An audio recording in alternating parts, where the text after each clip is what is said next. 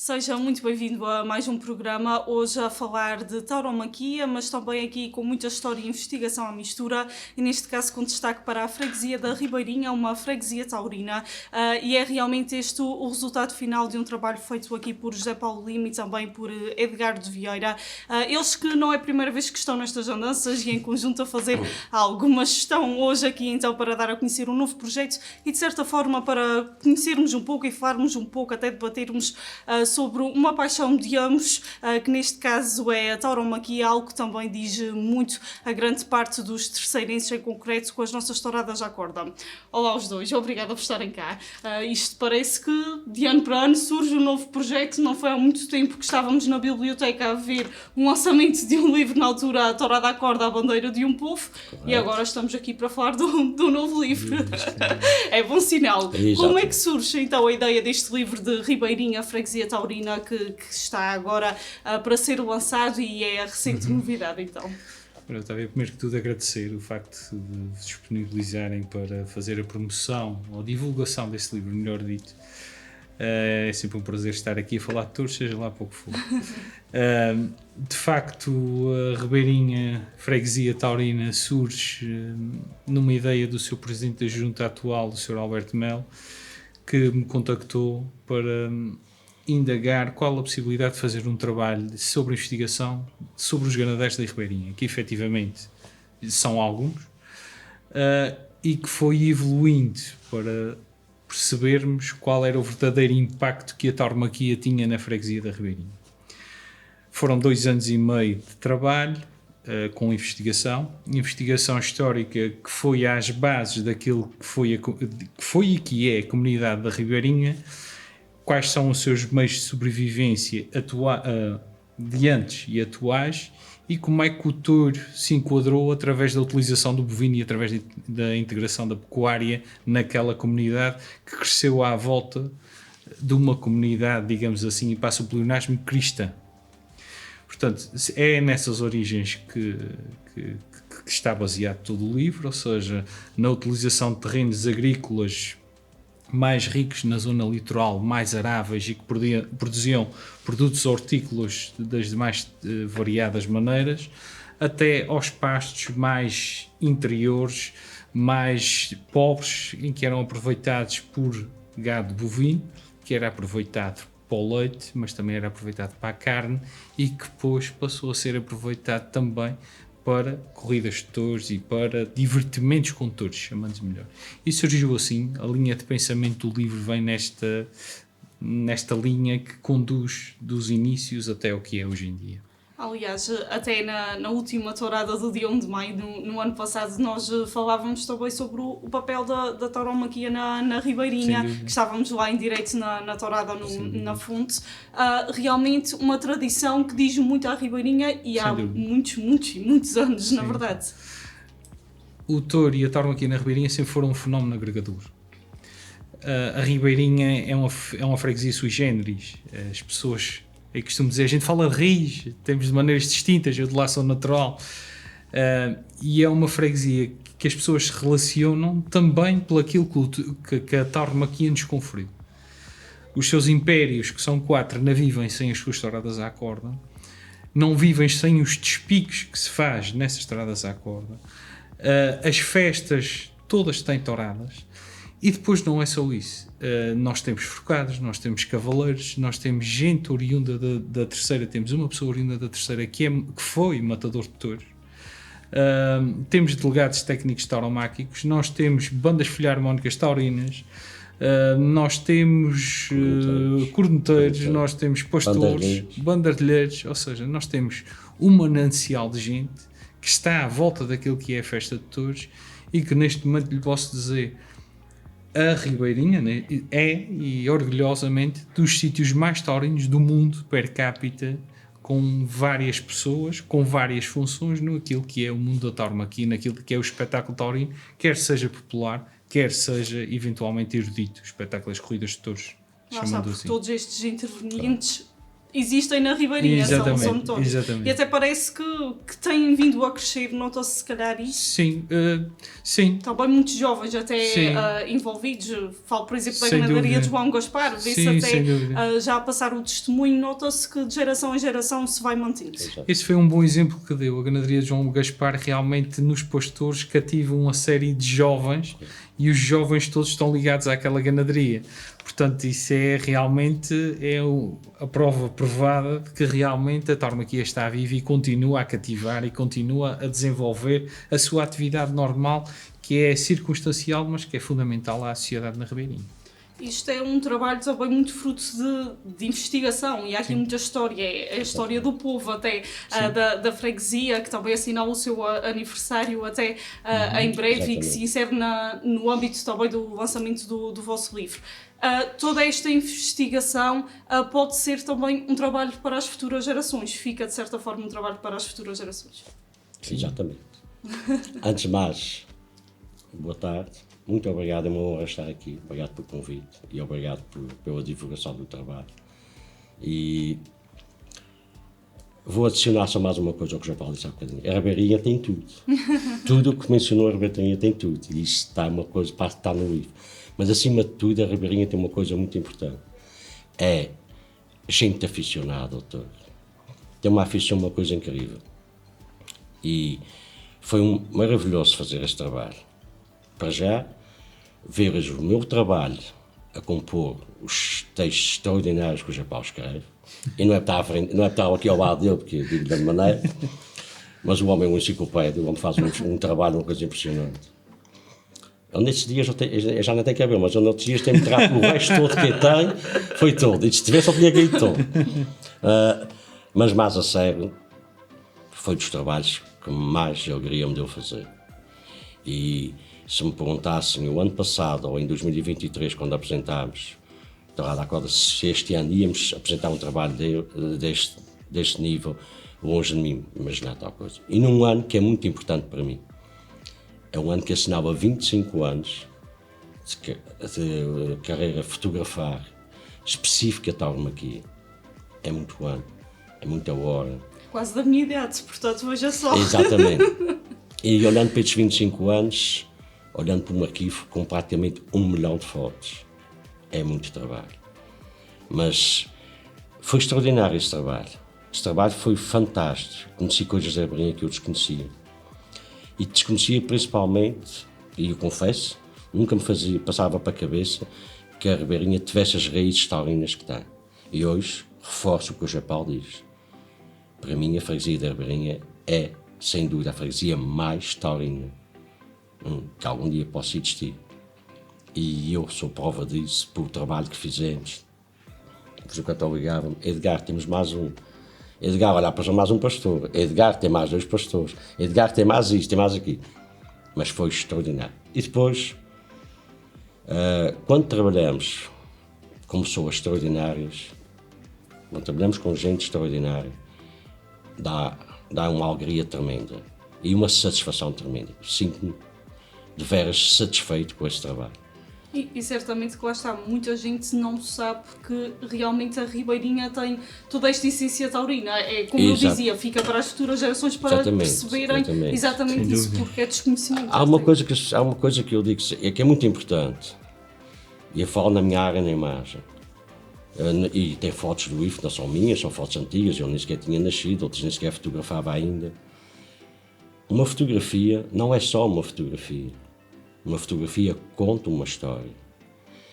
E há que lembrar o seguinte, como tudo na vida, um dia os personagens vão-se, mas a história fica. E a fotografia fala por si. É o que está neste livro. Tem fotos e tem trabalho ali, infelizmente, de pessoas que já não estão entre nós, mas os seus familiares podem olhar para lá. É a história que está ali, é a história de um povo, é a história de uma freguesia extraordinária, de uma ligação à tauromaquia tremenda que há muita gente, eu posso afirmar que há muita gente que não faz ideia. E é uma coisa, a tauromaquia na Ribeirinha está viva e bem viva, está para ficar e não está para morrer.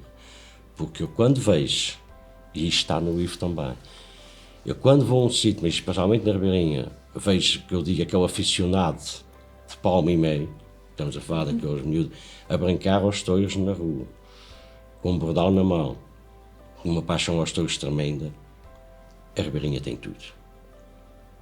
E como dizia há pouco, realmente não imaginavam que no último ano pudessem fazer um trabalho deste género. Sim. Como é que foi conseguir reunir isto tudo? Eu já tive a oportunidade de agarrar no livro e ele é pesadinho, são cerca de 300 páginas, não exatamente. é? Sim. Portanto, 300 páginas de conteúdo, desde as fotografias, desde do trabalho de investigação e todo o texto, como é que se consegue nesse curto espaço de tempo reunir toda esta informação? Porque se calhar era informação que estava até muito escondida.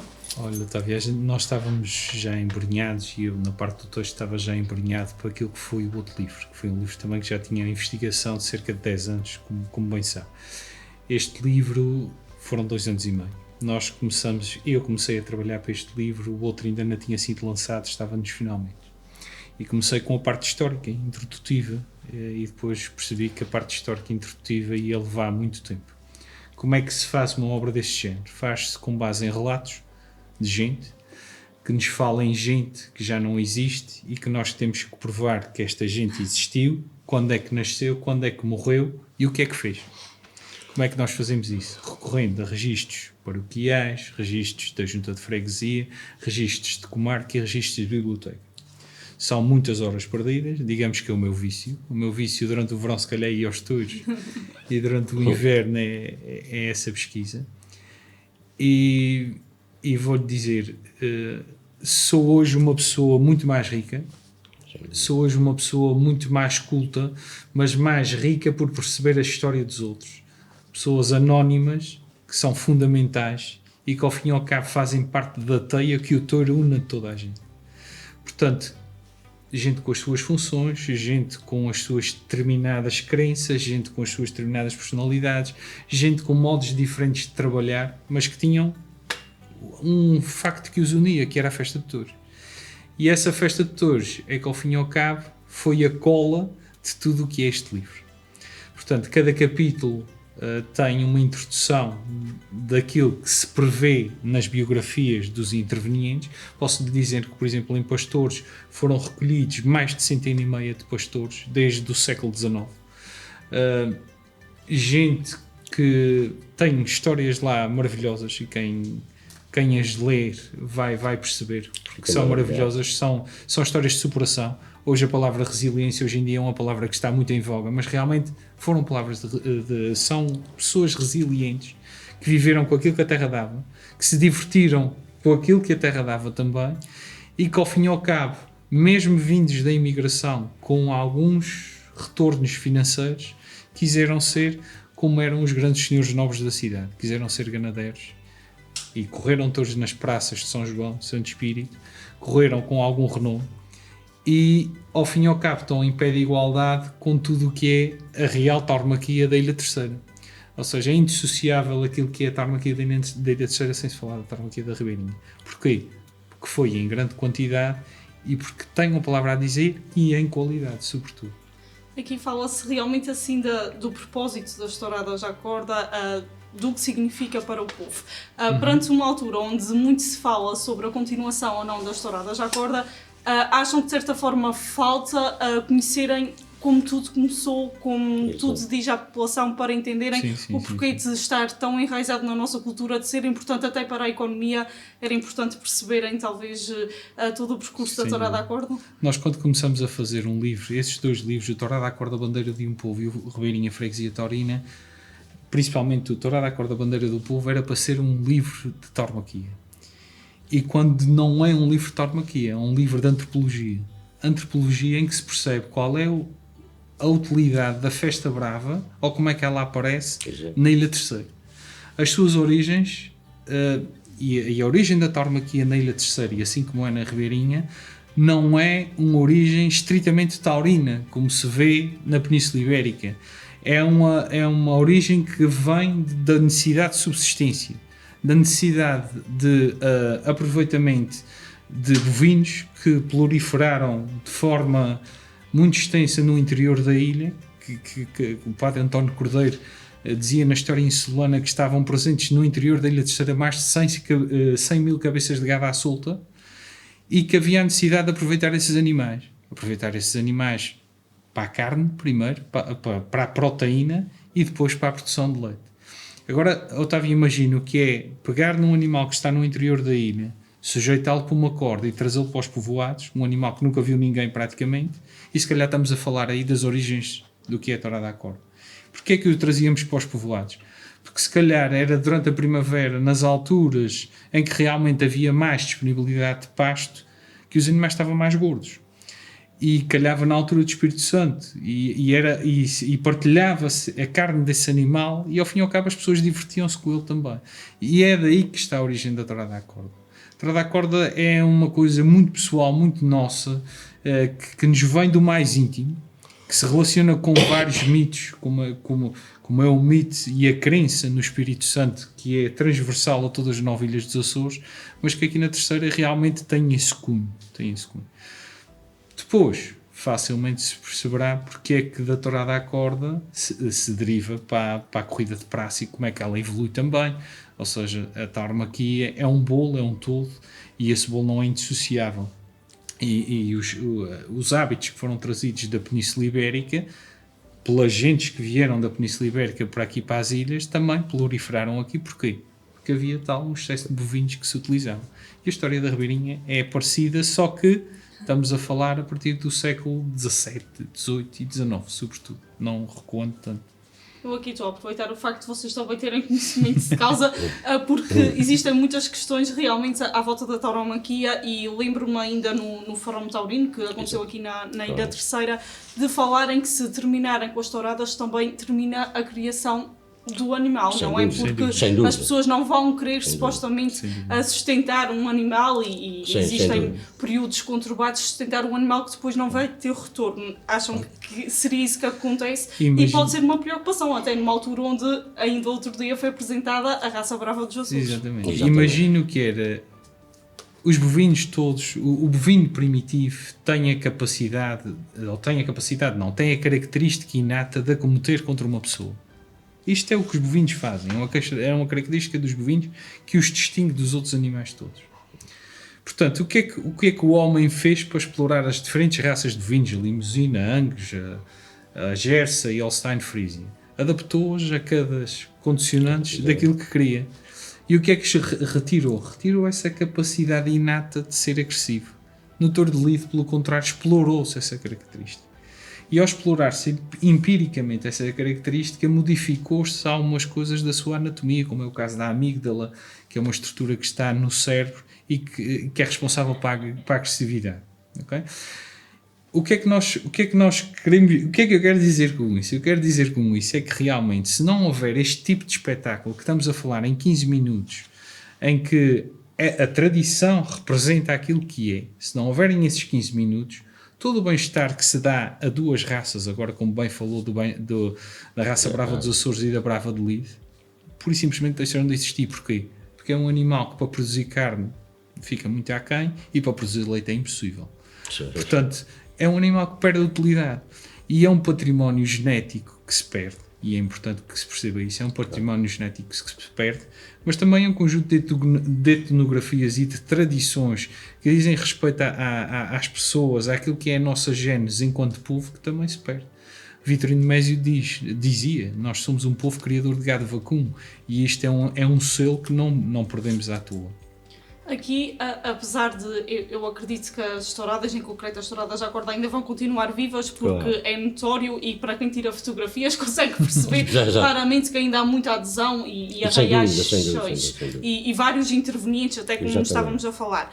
Mas se calhar para que possa perpetuar no tempo, existem algumas alterações que têm que ser feitas. Qual é a vossa opinião também neste sentido? Não, isso aí eu também concordo. Há coisas que têm que... Mas também não sou a pessoa mais expert mas há coisas que sim, têm que ser alteradas. Isto é só questão de haver bom senso e se sentar todos à mesma mesa e tentar arrumar todos para o mesmo lado. Porque muitas das vezes uns estão a arrumar para a direita, outros para a esquerda e isso vai lá. Mas voltando um bocadinho atrás à história da tauromaquia, não acabar, o Japão Então, é que eu digo, o homem é um enciclopédia, eu vou ao pé dele, já quero pegar, nem consigo. Mas, para além de toda a explicação que o Japão acabou de dar, há uma coisa fundamental, e eu sou muito prático, eu já estou numa altura da vida que isto não há, ou é preto ou é branco, não há cinzento. Pronto. Não há ganadeiro nenhum, nem há criador de gado nenhum, e eu não estou a ver, a criar um touro bonito durante 4 anos para estar na pastagem, para ser visto só na pastagem. Que é como o Japão diz, não tem autoridade para o touro. É para aquilo que nasceu. O touro nasceu para isso. Nasceu portanto, para os eventos taurinos, quer da corda, quer da praça. É por isso que eu adoro fotografar o touro no campo.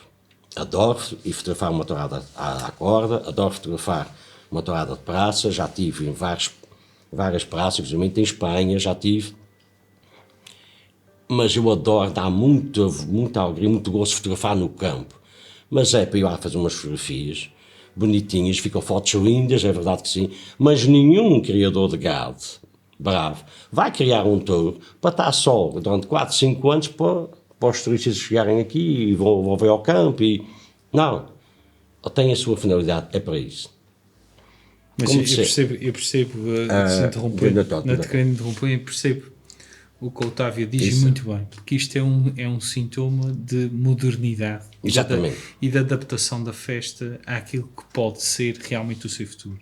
E o futuro da festa passa em não nos virarmos para dentro, em olharmos para fora. Exatamente. E olhar para fora está em ir de encontro àquilo que são as novas perspectivas daquilo que é o bem-estar animal, dos novos conhecimentos científicos. Exato. Porque é que nós havemos de ter informações científicas novas sobre como transportar animais e não havemos de adaptá-las, por exemplo, às nossas estradas à corda? Exatamente. Porque é que nós não poderemos consciencializar as pessoas para ver aquele animal de determinada maneira numa tourada à corda? Aliás, acho que a Secretaria Regional da Agricultura e Alimentação, em boa hora o fez, criou um grupo de trabalho para se dedicar a esses temas.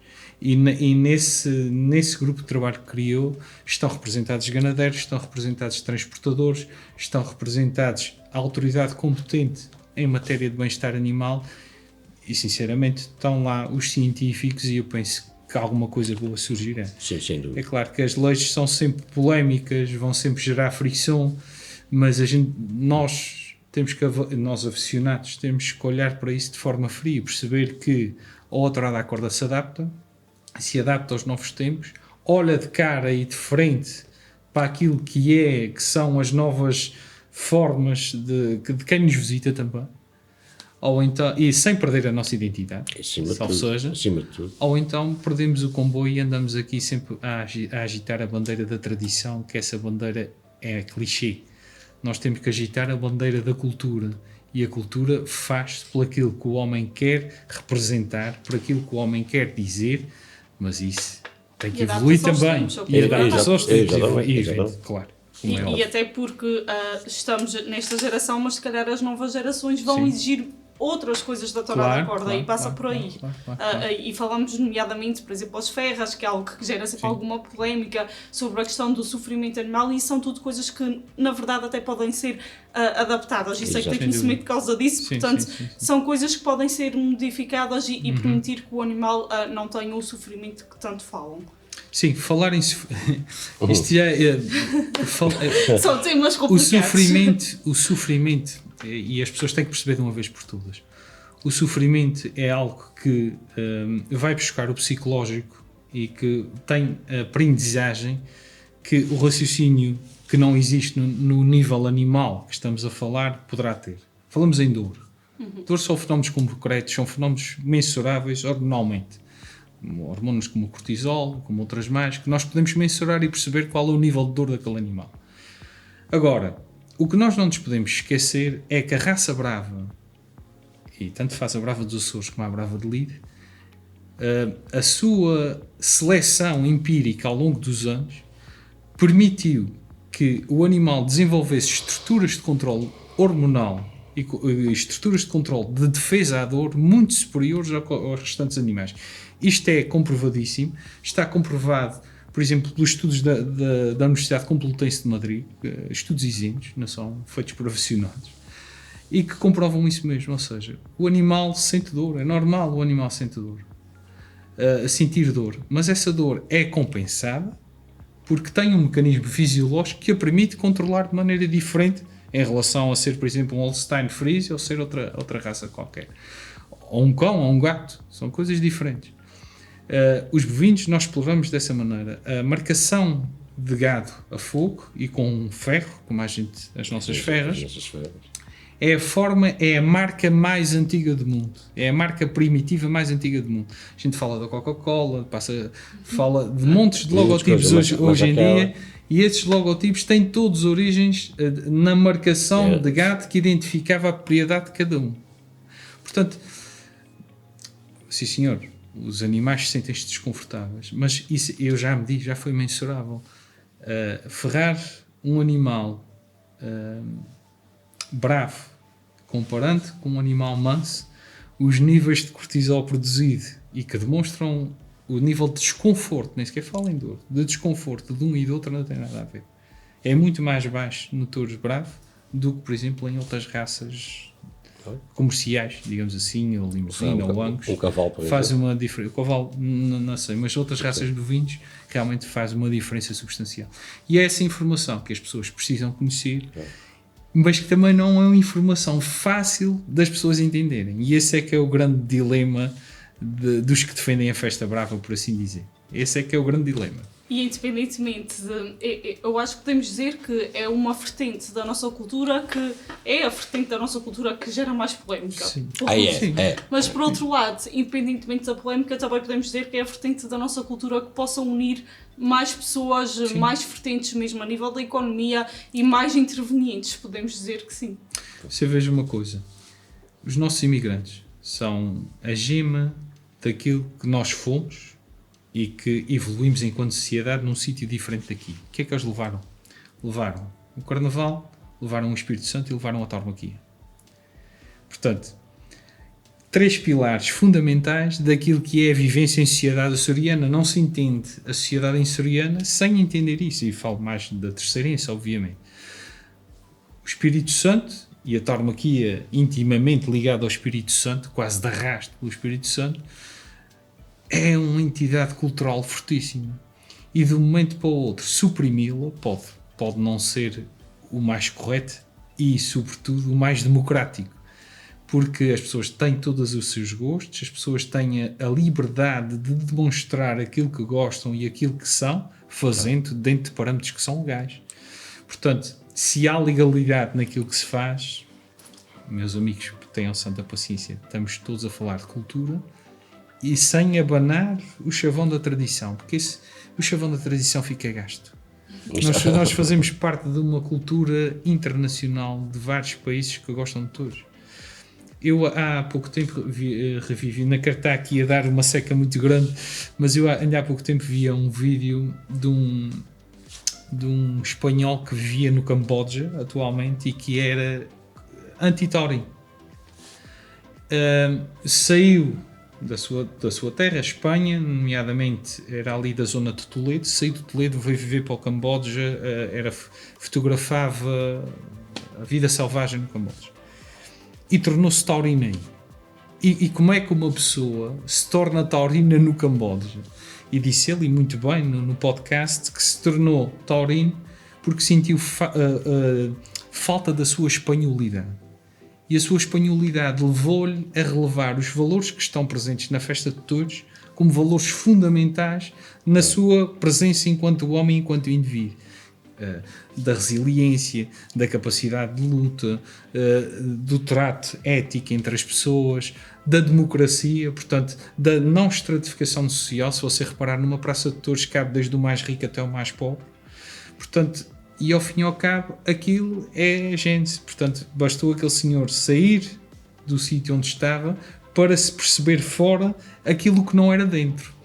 Ou seja, e a tauromaquia tem isso mesmo. A tauromaquia é unificadora e perdê-la, vamos dizer, é verdadeiramente triste, na minha opinião, que sou um enfermo disso, por assim dizer.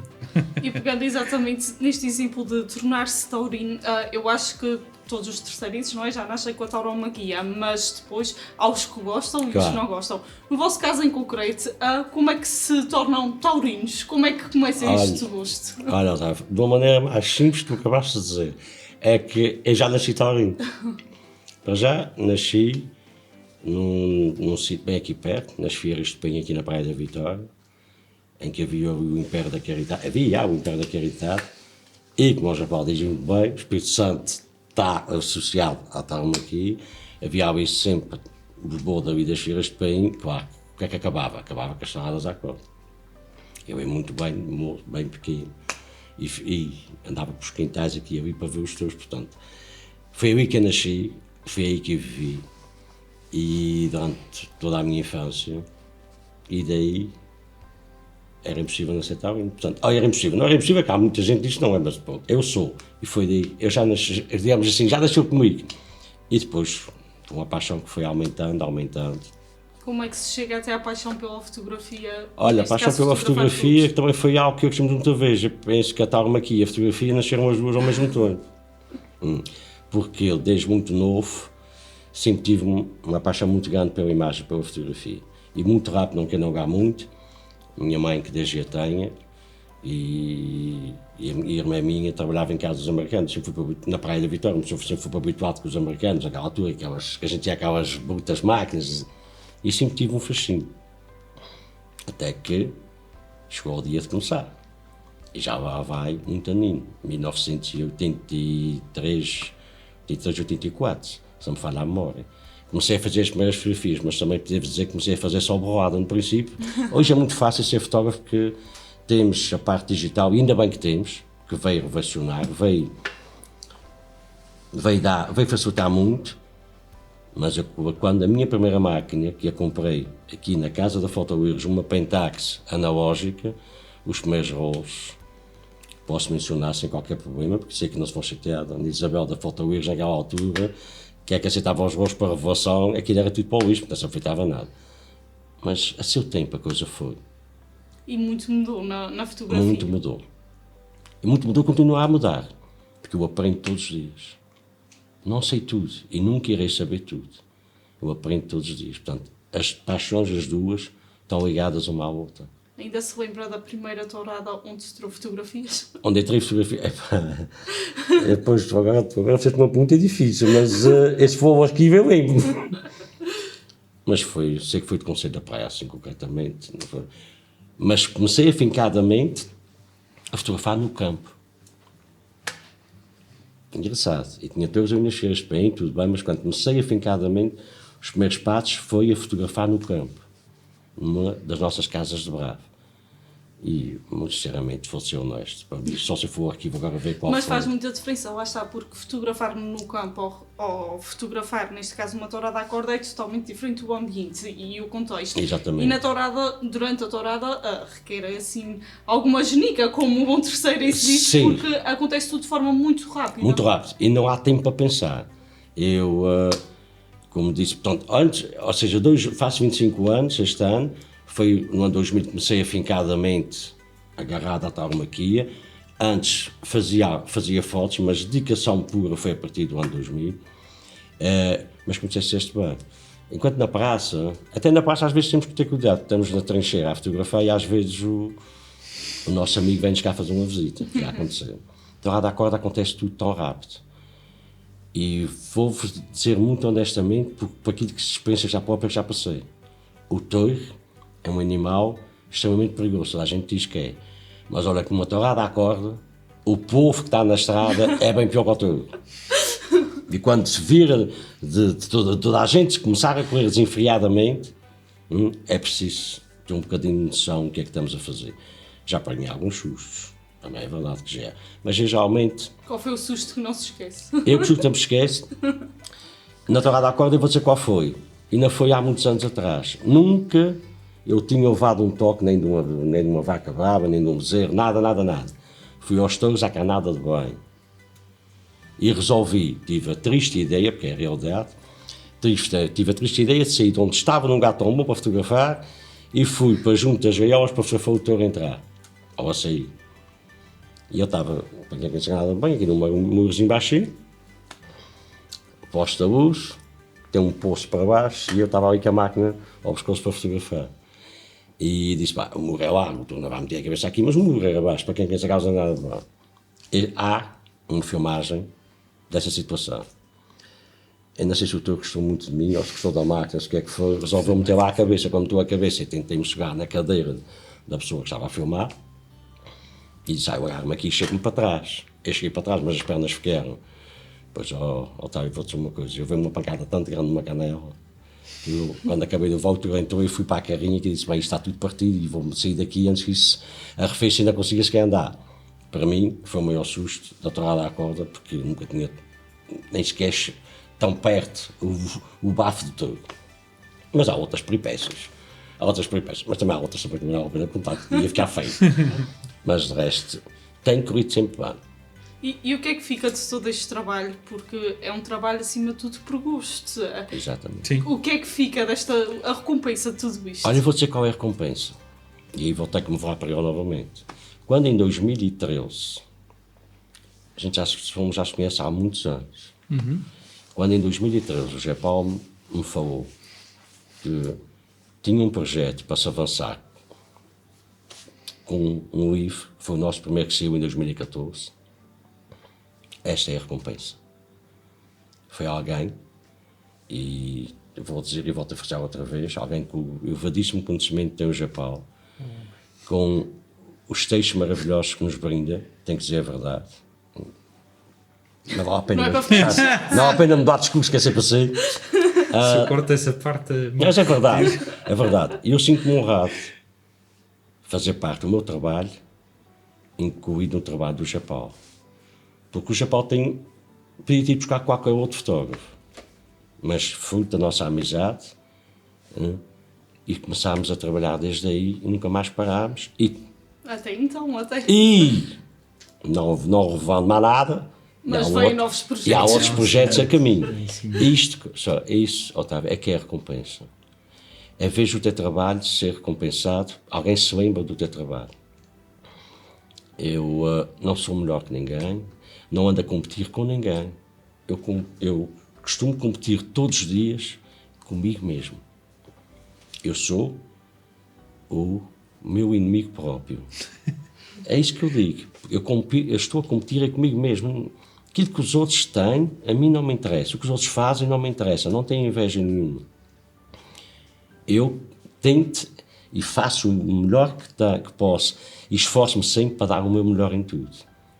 E cada vez mais. Portanto, eu luto é comigo mesmo. A minha luta e a minha competição é comigo mesmo. Não é com mais ninguém.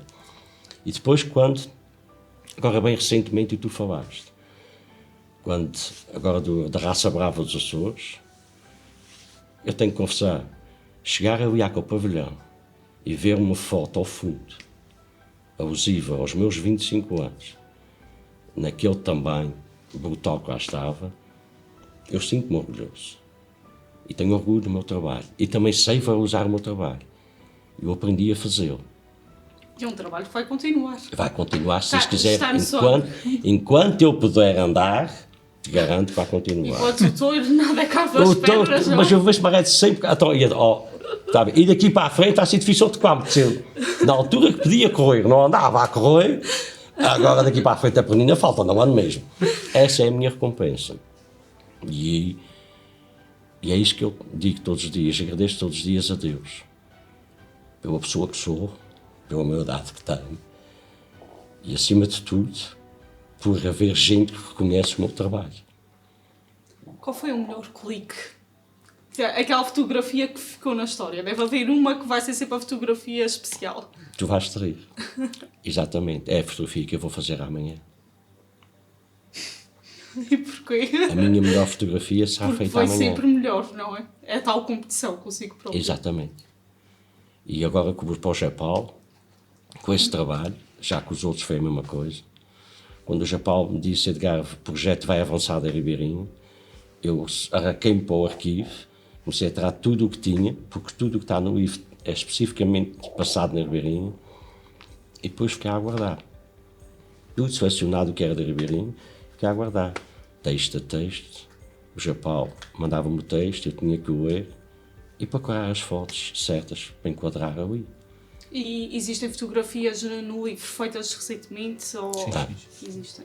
Tem fotos, algumas feitas durante esses anos, mas também tem fotos recentes.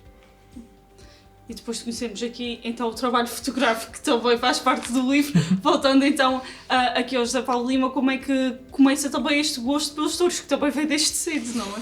Pois o gosto pelos touros vem, como o Edgar, o meu pai era aficionado, os meus tios eram aficionados, a minha avó ainda vem, minha avó paterna vem de gente ganadeira, portanto, e o gosto está intrincado em todos nós. Em todos nós, em mim e nos meus irmãos, alguns primos meus, portanto, e é um gosto intenso.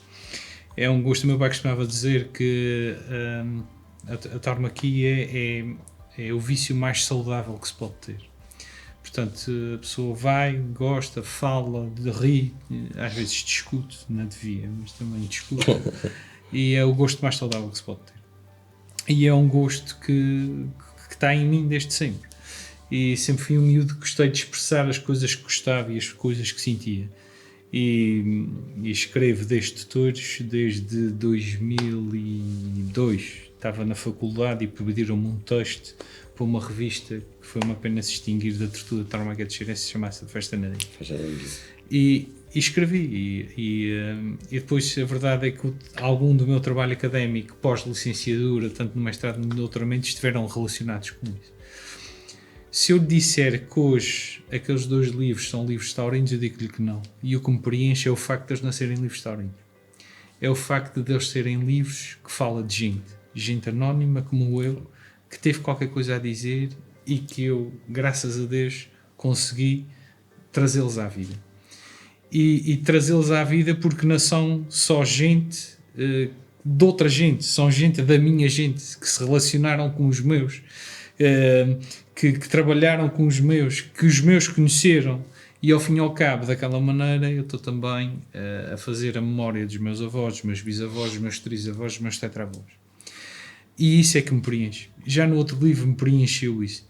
Eu posso dizer que a recolher alguns testemunhos de pastores anónimos, mas que hoje não são anónimos, que estão ali no livro, teve alguns que eu cheguei ao carro e quando acabei, pura e simplesmente, lavei-me em lágrimas. E lavei-me em lágrimas com a humildade, lavei-me em lágrimas com o gosto que as pessoas tiveram em contar a sua história. E realmente isso é que me preenche, e isso é que é o meu vício, o meu alimento, para continuar a fazer este tipo de trabalhos. Nós temos uma história riquíssima taurina, e a história riquíssima taurina conta aos taurinos. Mas a nossa história social, aquilo que nós somos, enquanto açorianos, diz-nos a nós todos. E é esta realmente, essa história, essa forma antropológica que nós damos a conhecer às pessoas, que realmente me encanta e realmente faz de mim uma pessoa muito mais rica culturalmente que aquilo que sou. E muito mais humilde, sobretudo muito mais humilde. Acho que é a grande lição desses últimos 2 livros, é falar com gente que era anónima e que tem tanto para dizer e tem muito mais para dizer que eu, com títulos de académicos, possa ter alguma vez na minha vida a dizer. Trouxe-me humildade e trouxe-me riqueza pessoal e riqueza sentimental. Sem dúvida, sem dúvida. E como é que se consegue ser, digamos, imparcial, ou seja, escrever livros que têm que contar uma história que segue o seu rigor, mas sem se dizer propriamente que se gosta de touros e que se defende os touros? Sim, quando você põe a minha fotografia nas nossas biografias, as pessoas automaticamente dizem que aquilo é um livro taurino, e evidentemente é um livro taurino. Mas acabou por ser um livro taurino que, através dos touros, conta histórias de pessoas. E conta histórias de pessoas. Por exemplo, vamos falar concretamente, o livro Ribeirinha, Freguesia Taurina. Eu comecei a falar do livro e depois percebi, nós temos, a Ribeirinha tem uma costa de mar bastante extensa, e o primeiro capítulo é de Costas Voltadas para as Ondas do Mar, é o título. E realmente é isso. Porque é que a Ribeirinha nunca aproveitou a extensa costa que tem? Era muito alta, é verdade, e tudo isso, mas tinha costa que podia aproveitar. Porque é que nunca aproveitou? Aproveitou porque tentou viver de outra forma, tentou se relacionar de outra forma, tentou sobreviver de outra forma. as suas produções agrícolas abasteceram a cidade séculos. Hoje em dia são os serviços da Ribeirinha, as pessoas que vão trabalhar para os serviços em agroturismo, é o nosso modo de vida, é o comércio, é os serviços. Mas todos nós somos proprietários de uma pequena porção de terreno. E por incrível que pareça, nessa pequena porção de terreno, muitos de nós temos um vitelo, uma vaca, alguns mais do que outros. Portanto, para se perceber que tauromaquia, sim senhor, etnografia, sobretudo etnografia, porque essa é, eu repito muito essa palavra porque é mesmo assim, é a antropologia, é a ciência que nos estuda a nós todos e a forma como nós nos relacionamos. Relacionamos-nos aqui na terceira porque muito pelo touro, isso é inegável. Sem dúvida. E o que é que se sentem ao ir a uma tourada? O que é que simboliza? O que é que se sente? Sente-se que é terceirense? Olha, eu sinto-me a minha identidade. Eu lembro-me quando estava a estudar, os meses de maio a julho, eu nunca fui um aluno de ir às épocas de recurso, ou seja, despachava-me relativamente cedo, mas no verão, eu lembro-me, estudei em Vila Real e era muito calor. Eu lembro-me de estar de janela aberta e o calor a entrar-me e disse, pá, quem me dera estar numa tarde de touros na terceira agora a ver o touro para baixo e para cima e estou aqui a estudar. Eu sinto um prazer enorme, mas o touro pode não ser relevante às vezes. Sinto a relevância de ver todos os dias algumas pessoas, de os sons. Era curioso alguém se dedicar aos sons da tourada à corda, Sim. barulhentos, mas a forma como a multidão se manifesta. Uma vez mais barulhenta, outra vez menos barulhenta, outra vez mais assustada, outra vez menos assustada. Aquilo, ao fim e ao cabo, é um modo de massas, de comunicação social de massas. Portanto, e entender estes fenómenos realmente são interessantes. E depois o fenómeno do quinto touro também, que é outra coisa muito importante. E depois temos o touro. O touro é a base, é a essência, é a alma mater de tudo. E a alma mater daquele livro, que depois é a teia que nos une. Eu costumo dizer, nas últimas entrevistas que têm dado sobre esse livro, costumo dizer que o touro é a teia que nos une a todos na Ribeirinha, e grande parte da terceira, por enquanto, ainda tem esse labor, digamos assim. E como disse inicialmente, natural da Ribeirinha, portanto, ainda se sentiu outro gosto, fez todo o sentido. Se eu fui... Os graus de exigência dos livros variam consoante a nossa idade, consoante as nossas experiências, consoante aquilo que nós sabemos e aprendemos e investigamos. Se você me disser assim, José Paulo, o seu primeiro livro, o que é que pensa dele? Eu penso que aquilo é um livro de histórias para pequenos. A verdade é essa. E as coisas vão evoluindo e vamos aprendendo e vamos cada vez mais captando em profundidade aquilo que realmente é a essência do que se faz. Se me disser qual foi o livro que me deu mais trabalho, eu digo-lhe que foi este. Porquê? Porque estava a contactar com pessoas que toda a vida os conheci e que não podia falhar uma vírgula naquilo que eram as reais existências. E só para ter um exemplo, eu falei com gente que não sabia, por exemplo, o nome dos seus avós. Cheguei a falar com gente que não sabia o nome completo dos seus pais. E isso tem que ser tudo confirmado. E nós, quando vamos, por exemplo, imagine, vamos falar de um José Luís Parreira. Sim, senhor, José Luís Parreira. Vamos aos registros da igreja e temos 35 José Luís Parreira. Depois dizem-me que a data de nascimento, imaginemos, estou a dizer um bocado esporádico, é 1930 e qualquer coisa. Chego lá e não é 1930, é 1928. E agora para saber qual é o Parreira. Portanto, é um trabalho exaustivo e é um trabalho que contou com a colaboração enorme da pessoa que nos deu o gosto de prefaciar o livro, que foi o Dr. João Manuel Ventura. O historiador, com provas dadas na genealogia, e que nos ajudou a diferenciar porque falava-se, e as pessoas na Ribeirinha, muitas têm o mesmo apelido e tratavam-se, têm o mesmo apelido real, mas tratavam-se por apelidos diferentes. Nós temos o Chico da Júlia, nós temos o João da Gata, portanto, e as pessoas conheciam, mas isso é o João da Gata, mas como é que se chama o João da Gata? Chama-se o João Vaz Rocha, por exemplo. Portanto, é esse tipo de pormenores que tornam extremamente minucioso e exigente o trabalho que está ali feito. E havia a preocupação até de não deixar ninguém de parte, não é? Porque tendo em conta Sim. tantos intervenientes... E vamos lá ver uma coisa, certamente ficará alguém de parte. Nós temos que o pastor mais velho está no último cerca de 1830 e qualquer coisa que está no livro. Portanto, é o pastor mais velho identificado na Ribeirinha, mas eu não sei se há outros para trás. Aquilo foi até onde nós chegamos. Foi até onde foi possível chegar. E foi um trabalho muito exaustivo. Foi trazer à memória gente, há alguns que são tetravós, e que não é fácil chegar lá, porque há memórias muito perdidas, mas graças a Deus já há os registros na igreja, que os senhores padres antigamente, e perdoam, têm uma maneira de escrever que a gente inquieta-se para perceber. Sobretudo quem não tem formação na área, podiam ter uma letra bem feita, como os dias de hoje, estou a brincar evidentemente, mas a base é essa. A base é história, por gente que não tem formação em história, como é o meu caso, mas que é um trabalho interessantíssimo e verdadeiramente acolhedor. É acolhedor. E depois chegar ao pé de uma pessoa e dizer-lhe assim: olha, o seu tetravô fez isto, era um homem assim, assado. E as pessoas, muitas delas, as lágrimas me vêm aos olhos. E é isso é que me preenche, isso é que me enche a alma, tal e qual como o Edgar, com as suas fotografias. Gostar mesmo, porque a vida continua, há o trabalho, há tudo. Isto é uma coisa fora do contexto profissional. Claro, e não tudo. tem nada a ver Portanto, com. muito tempo fora. envolvido. É tudo fora do contexto profissional. O meu tempo livre, depois de ir aos touros, era escrever o livro, e fui muito feliz a fazê-lo, e ajudou-me a ultrapassar momentos mais difíceis da minha vida, como nós todos temos, e fui muito feliz a fazer o livro da Ribeirinha. Cansei-me muito, chateei-me com ele várias vezes. Chateei-me com ele várias vezes. Não, chateei-me no bom sentido. É só para ter um exemplo.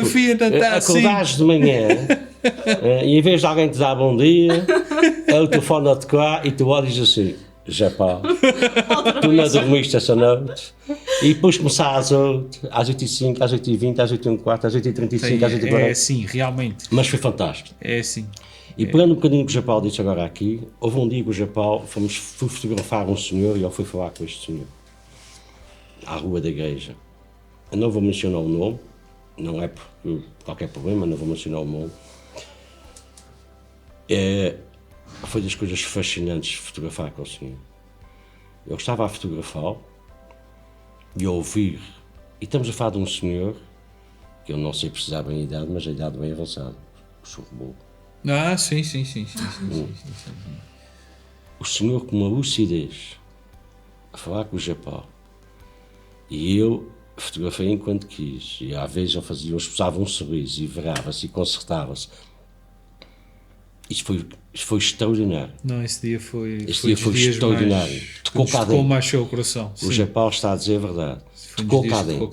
Ouvi aquele senhor e o Japão a falar em certos outros familiares, e ouvir as histórias, os relatos daquele senhor. Depois é uma coisa que eu adoro ouvir as pessoas com essa vivência a falar. Fascinante. Depois um outro senhor que vinha à Vila São Sebastião fotografar para o livro. O senhor abriu uma porta com uma amabilidade, uma simpatia, uma cordialidade, uma coisa incrível. E Edgar vem para dentro assim, e começou a falar, e enquanto fotografei o senhor, era só para fazer 3 ou 4 fotografias, fiz não sei quantos. E o senhor sempre contou, era para ir lá 5 minutos, estive lá quase 1h30. Portanto, este trabalho, como o Japão tem toda a razão no que diz. Desde Santo Amar à Ladeira, da Ladeira à Serra e da Serra à Rua da Igreja, por onde se passámos, não houve uma única porta que se fechasse. Sim. Não houve uma pessoa que nos tivesse recebido assim, mais chateada ou mais desconfortável. Não. Esse é um livro de todos os dias. Exatamente. Há um orgulho transversal. Pessoas de Ribeirinha têm orgulho.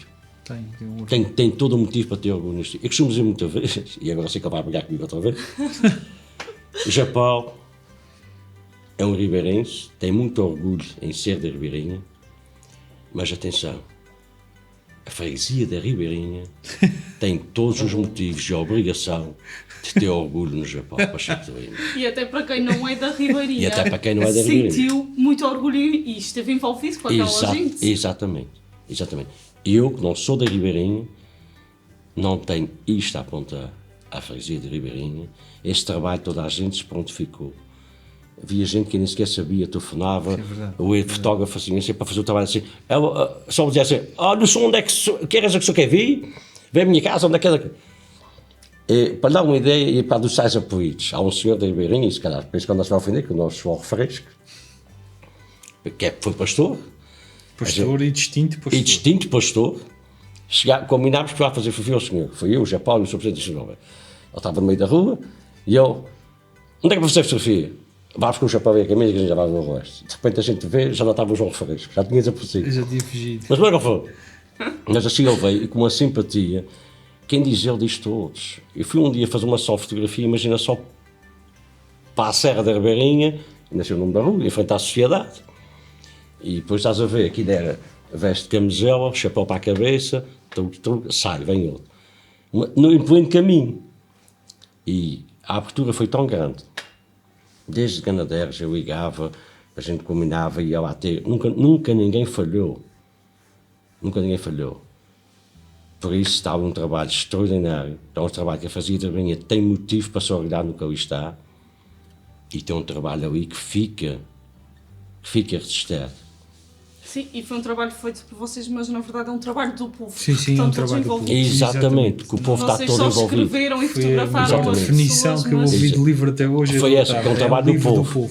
Sim, é um trabalho do povo. Exatamente, adorei essas. Por acaso, sim. Muito bem, e que venham mais livros. O problema é se agora todas as freguesias começam a pedir um livro. Há fotografias. Há fotografias elas todas. Então, Acredito uma coisa. Depois O Japão tem escrita e caneta para escrever elas todas. E fotografias, podes ter certeza, não há um único arraial nessa terra que eu não tenha estado. Os últimos anos já não tenho ido a todos. Pronto, já faço mais uma seleção para ir. Também a disponibilidade é outra. Mas não há um arraial na nossa terra que eu não tenha estado. E quem pudesse, tendo em conta que nos vários dias há várias touradas no mesmo dia, no vosso caso, quem pudesse estar em todas. Mas não? olha, vou-te dizer uma coisa, acredita. E agora, o trabalho do IF, e já o da tourada agora foi uma coisa, houve dias de tourada em que eu passei em 3 touradas. Porque precisava certas determinadas fotos. Eu ia àquela que era para fazer os pastores ao pé das gaiolas. Não havia mais nada da tourada, para a outra, houve dias a passar em 3 touradas. E tudo se fez, tudo se faz. Quando é gratificante, quando é compaixão, eu faço o que amo e amo o que faço.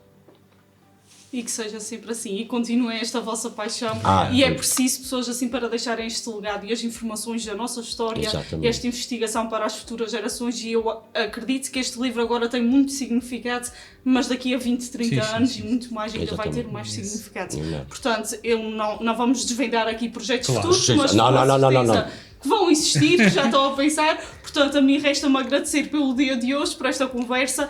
Deixar então aqui a nota também que vamos estar presentes no lançamento do livro. Muito obrigado, ficamos muito contentes. E neste caso também fico então à espera da próxima. Quem sabe daqui a 2 anos estamos novamente a falar. Mas vou ser mauzinho. Não vale a pena insistir, porque a gente não volta a ponto de ver. Já agora, é um agradecimento muito grande à Vitec e queria deixar aqui uma palavra também de muito agradecimento ao nosso editor, o Sr. Eduardo Borba, que é uma pessoa que tem sido fantástico nessa luta e, no meu caso, não é só tauromaquia, muitos outros trabalhos faço com ele. Também uma palavra de agradecimento para os Estados Unidos, para a Califórnia, para o Sr. João Pires, que também é um grande ombreiro neste projeto, e ao Sr. Presidente da Junta, que, em boa hora, disse avancem. E, sem acima de tudo, o maior agradecimento para o meu querido amigo José Paulo Pacheco de Lima, que é sempre, tira-me o juízo, mas é sempre uma honra trabalhar com ele. Tira o juízo um ao outro. Não, mas eu também tirei ele também. Eu acho que sim, está bem.